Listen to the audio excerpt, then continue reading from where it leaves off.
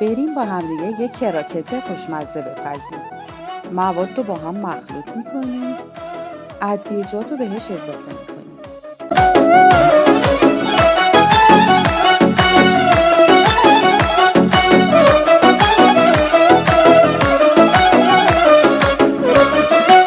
کراکت ها رو اول تو سفیده تخم مرغ میغلطونیم، بعد تو پودر سوخاری.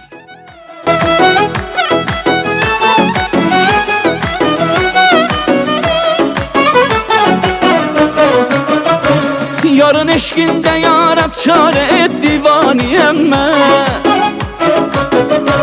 من saymur yarım ظرفتون کوچیک باشه و روغنتون داغ باشه. کراکت ها رو کلا سرخ میکنیم. Mənəm unis olub da ahzari